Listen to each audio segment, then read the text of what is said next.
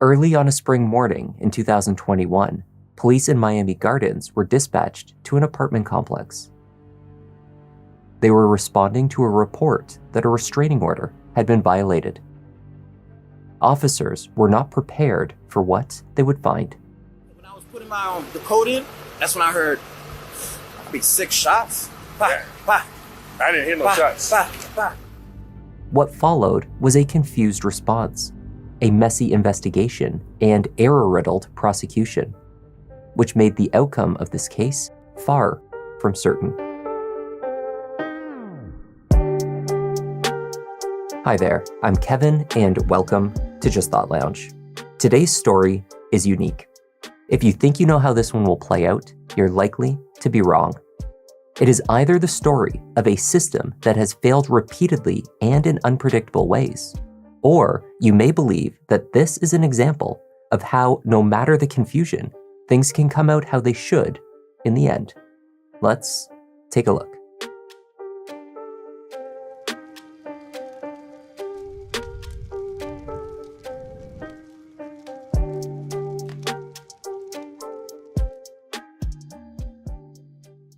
On Friday, May 21st, 2021, at 4 a.m., officers Montpremier and Bernard were dispatched to Douglas Point Apartments in Miami Gardens. They were told that a caller had contacted emergency services in relation to the violation of a restraining order. The officers used a code to access the gated buildings and began a canvass to locate Unit 112. As they did so, however, Montpremier was certain that he heard the sound of 5 to 6 gunshots. The sound was muffled, and it was impossible to determine the direction they came. Officer Bernard was not certain that he heard anything at all. Huh? Oh, there. What? The officers knocked on Unit 112 without success. They radioed dispatch to conduct a callback and request that the original caller come to the door. The callback went unanswered. Have him make contact with the caller.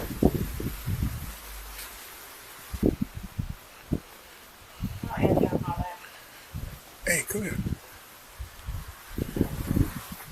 What does it look like to you? I said, what does it look like to you? No, look in there. Bobblehead? No, look in there. You person on the ground?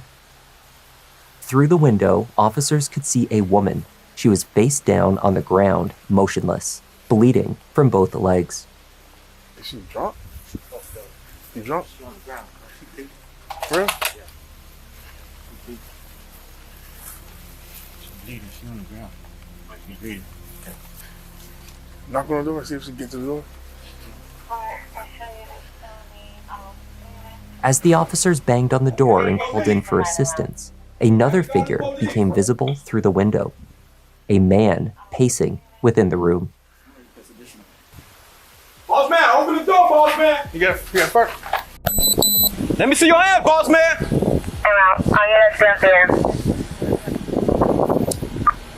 Bill, if I seen a black male moving inside, gave him instructions to come out. He's not coming out. Boss man, open up, boss man. Don't make it worse than what it is. Come out with your hands up. From the apartment emerged 55-year-old Gail Blunt. The Iraq War veteran stood at 6'3" and weighed just under 300 pounds. Having recently undergone surgery on his left knee, however, the vet was not the physical threat that he initially appeared. Don't fucking move. Ain't nobody moving. I got him. You got him? Ain't nobody moving. Put your hand behind your back.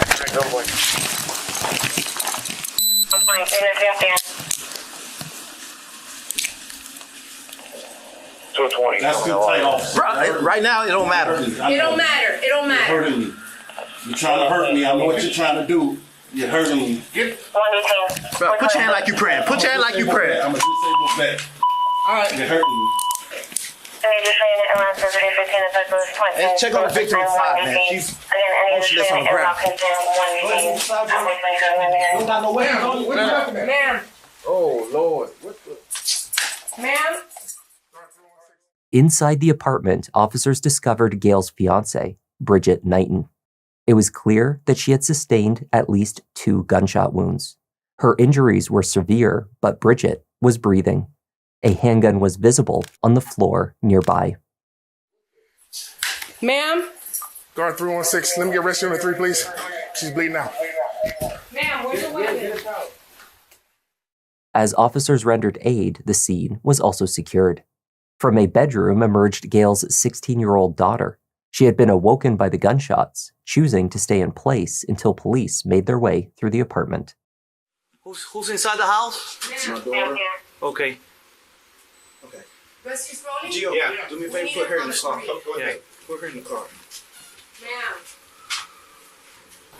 Okay, what happened? I don't know about him shooting her because I was asleep, but they've been arguing all night, like since like 8 o'clock. Your dad and your mom live here. That's his girlfriend. That's his girlfriend. Okay. So your dad and your girlfriend, his girlfriend lives here? She stays here. She stays here, she'll live here. So this is you and your dad's place. Yes. She came over here? Well, she's been over here. So they were arguing since 8 o'clock, and you were asleep or you were awake when hearing? When you started hearing them argue? When they was arguing, they've been arguing. They've been arguing all day. Yeah. Were you awake when the shots went off? No, I was asleep. How did you? I woke up from the shots. And you came out and saw what? I didn't come out. You stayed in your room. Okay. Anything else happen? Did your dad come to your room at all? Oh yeah, he told me like call the police. He shot her. He was sorry that, but. Okay.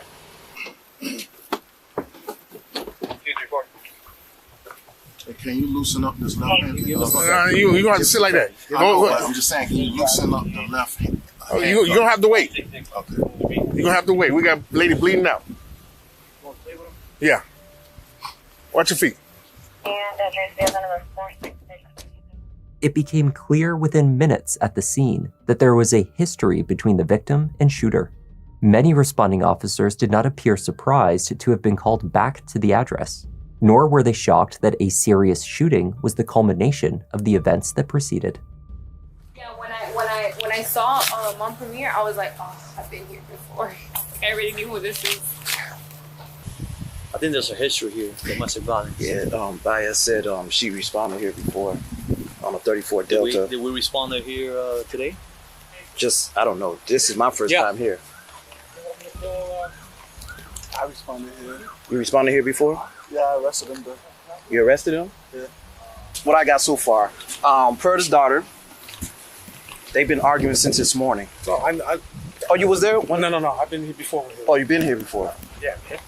It's a big guy, right? Yeah, big, heavy set guy. He's been around before. He has multiple cases against him.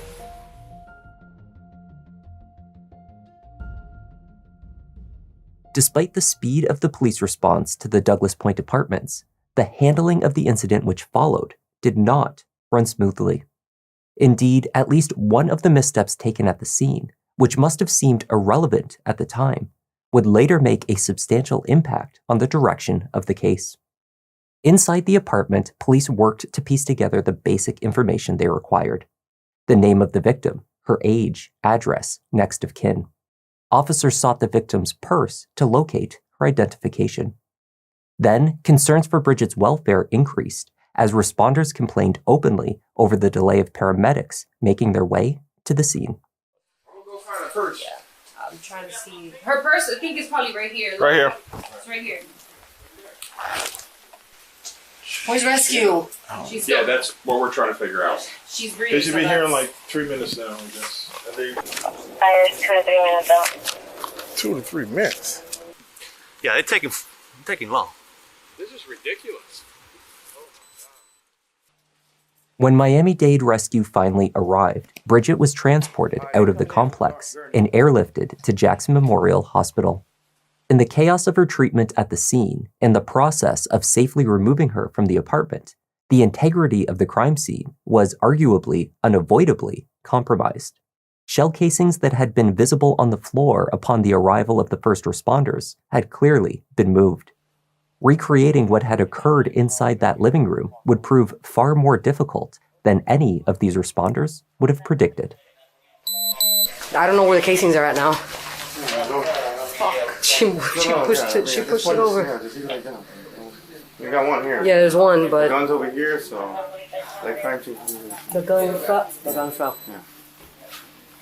Just 3? Yeah, there's so far 3, but the other one, the rescue... When they were moving it... She pushed it. We don't know where it went. Oh, wait, no, that's a casing right here. Yeah. Right here. But right there. Okay, see all 3 in front of you? Oh, this right here?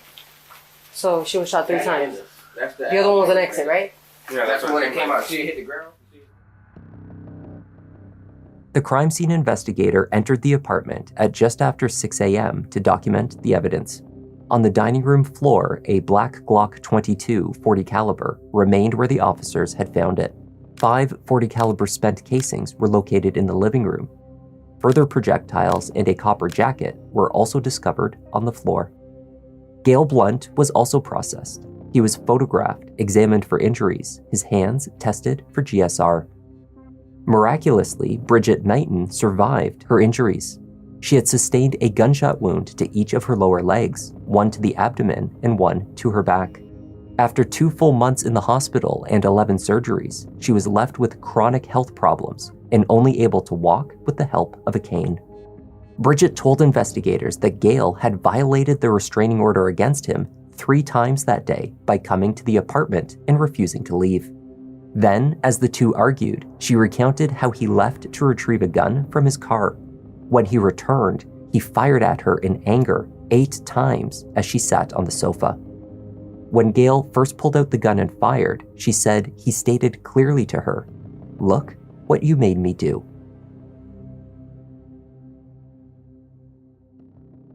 Gale was charged with first-degree attempted murder and was held in custody awaiting trial.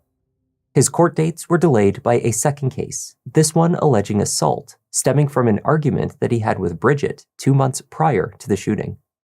It would be nearly 4 years before both of these cases reached their final stages. Gale agreed to plead guilty to the attempted murder charge. There was little doubt that he was the shooter. In exchange, he accepted a sentence of 20 years. Bridget, however, did not support the deal. For years, she and Gale had a tumultuous relationship. They did not share any children, but had mostly cohabitated.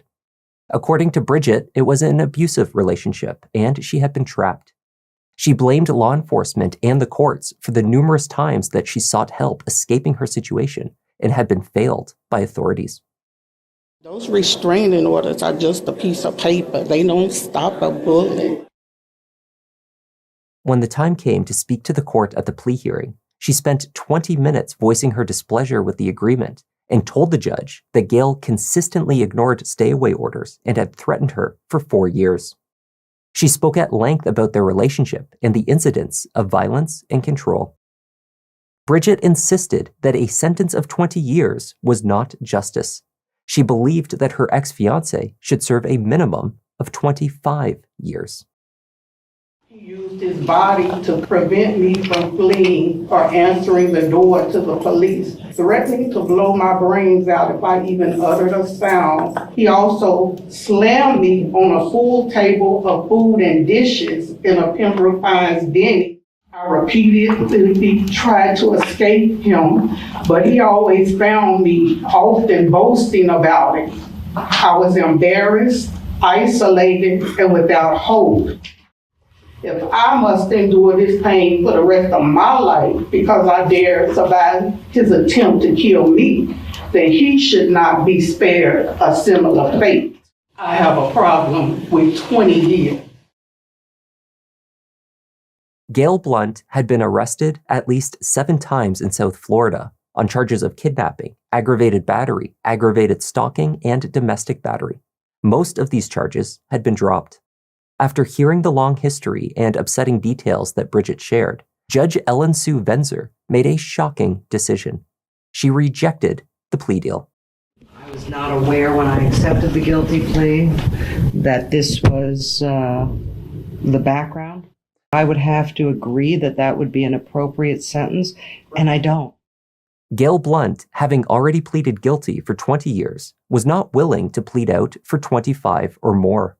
He would stand trial for the attempted murder charge and face a sentence of up to life in prison. The trial began only days later.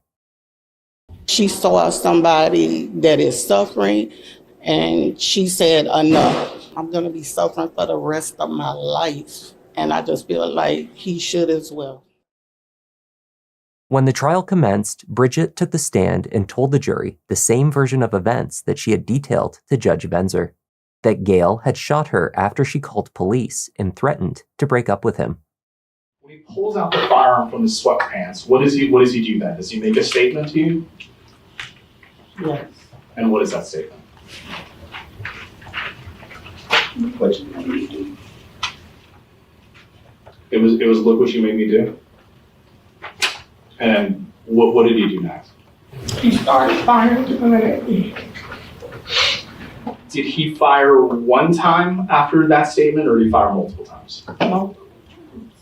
Did he fire one shot and then make another statement, or was it he made one statement and continued pulling the trigger? What did he do precisely? Every time he pulled the trigger, he said something. Gail Blunt offered his own version of the events of May 21st, 2021. He told the jury that he fired at his ex-fiancée in an act of self-defense. He claimed not to have sought out his weapon in anger, but rather, as the two argued, he believed that Bridget was reaching for her own handgun. She often kept it in her handbag. In Gail's account, he pushed her to the sofa. Then, while seated, Bridget made a statement indicating she intended to hurt him, then reached for her purse, which sat directly next to her. When I pushed her to the couch, she said, "Oh, I got something for your ass." And on the couch was her purse. And she reached for a purse. I believe she was reaching for her firearm. Gail testified that he did not shoot to kill. He was a veteran trained in combat. If he had intended to kill her, he would have. I took my gun out of the small of my back and I shot my gun.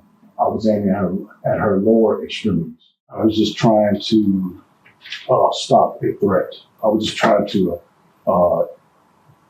incapacitate her, but not kill her. Prosecutors hammered Gail about the alleged threat he claimed to have faced. You're telling this jury you were in fear of your life and you wanted to incapacitate her, correct? Yes, correct. One shot at that distance, given your being such a good shot, would have incapacitated her, wouldn't it? It could have. In particular, they referenced what they called the magic purse, which allegedly held a handgun, pointing to crime scene photos of the apartment that showed no such bag was on the sofa or anywhere within reach of where Bridget had been sitting and subsequently shot. The magic purse is next to her at that point, yes? There was a purse there. The purse turned out to be the key piece of evidence in the case against Blunt. After the prosecution's claim that it did not exist, the defense blew up a still photo taken from body camera footage of the first responding officers who entered the apartment. The purse was clearly visible on the end of the sofa, just as Gail had claimed. Only later, it seems, had officers removed it while searching for Bridget's ID and placed it elsewhere in the living room. In an unusual move, the state prosecution felt compelled to apologize directly to the jury for the error. It was the type of mistake from which they were unlikely to recover. I'm going to do something now that I've never done in my 42 years as an attorney. And it is, and especially to the jury, to apologize to you, to counsel, to the defendant, and to the court for misrepresenting a fact. The truth is that the defendant shot her in cold blood and left her to die on the living room floor. Mr. Blunt sat on that stand and he told you what happened. The good, the bad, and unfortunately the ugly. Ms. Jimenez came up here and badgered him on the stand when he told you the truth with his life on the line. What's that? The purse with her firearm, period. When the jury returned, it was clear that the prosecution's misstep over the magic purse had ruined the credibility of their argument. There were two versions of events presented, Bridget's and Gail's. The jurors believed Gail Blunt. This was despite the prosecution accurately demonstrating that there was no handgun located in Bridget's purse, nor did she have access to any other firearm in the apartment when she was shot. Regardless, jurors clearly believed Gail's assertion that he thought her gun was in the handbag and that she intended to use it. The defendant is not guilty. Verdict count 2, shooting of throwing a deadly missile, with the jury find as follows as to the information charging Gail Blunt. The defendant is not guilty. So Savio, Michael Lanley, 4 person. Ladies and gentlemen, I wish to thank you for your time and consideration of this case. I also wish to advise you of some very... We were concerned initially that the jury may not believe him because he was a man and a large man at that, but at the end of the day, justice was served. The jury heard the truth and they sided with the truth. And because of that now, Mr. Blunt is a free man, rightfully so. My body's changed forever. Forever. This is why women can't come forward. I feel like the system don't have your back. It's awful. I can't believe this happened. How did it happen? In my heart, I know he's gonna come back and try to finish what he started. That's my fear. He deserved more time. Why would you take a plea if you're not guilty? After the verdict, Gail was not, in fact, a free man. He was handcuffed and returned to Miami-Dade's Turner Guilford Night Correctional Facility. He still faced a misdemeanor battery charge for the incident with Bridget prior to the shooting, which took place at a Denny's on Pines Boulevard in Broward County. Even though after years in custody, he was likely to receive a sentence of time served, he nonetheless fought the charge. His defense team argued that, once again, Bridget Knighton was both the instigator and aggressor of the altercation. They presented an almost 9-minute video recorded by Gail on his cell phone of his ex-fiancée berating him at the restaurant while he sat in a booth alongside mutual friends. It had been Valentine's Day. The full video has not been made public, though reports state that prior to Gail rising from the table and grabbing Bridget by the shoulders, she first pushed him.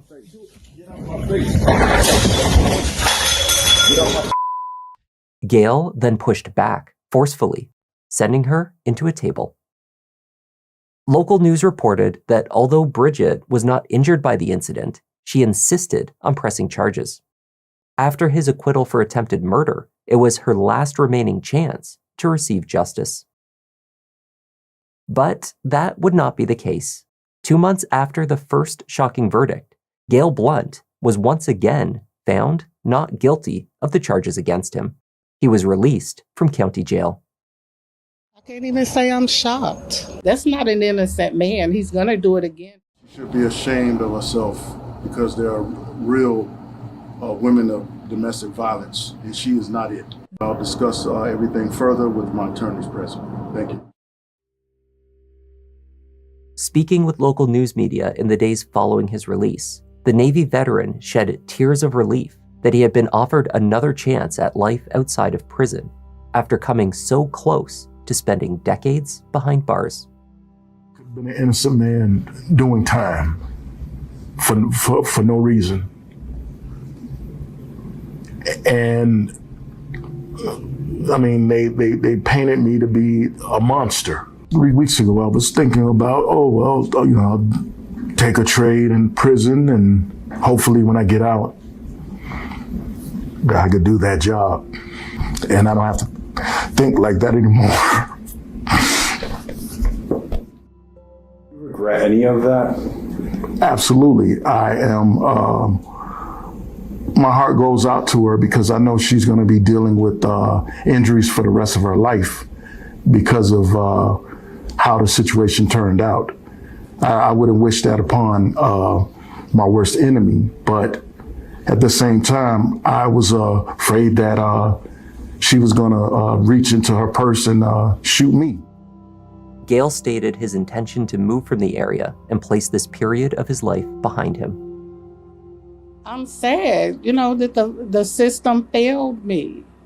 It's so many people that love me and support me, And the system failed me. I've already said a restraining order is just a piece of paper.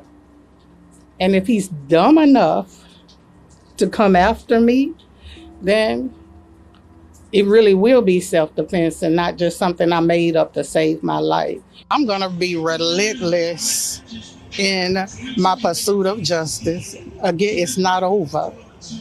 It's not over. It is unclear what further steps Bridget intends to take in her pursuit of justice. She says she still fears for her life, so she plans to take out a restraining order. And that was the tragic case of Gail Blunt and Bridget Knighton. Thank you for joining me, and a special thanks this week to Dr. Patrick Fries for joining our Members Lounge. As always, your extra support is greatly appreciated. I'm Kevin, this is Just Thought Lounge, and I'll see you in the next one. Cause these crimes get deep, but these stories can't hide. Let me find my seat. Kevin, go ahead and settle in. Gotta be selective, doing all the research, keeping it objective. Always been effective, can say he got a knack. Pick of the litter, you see how Newton got his back. Yeah, the content that you need, this could be a new sign. We talking.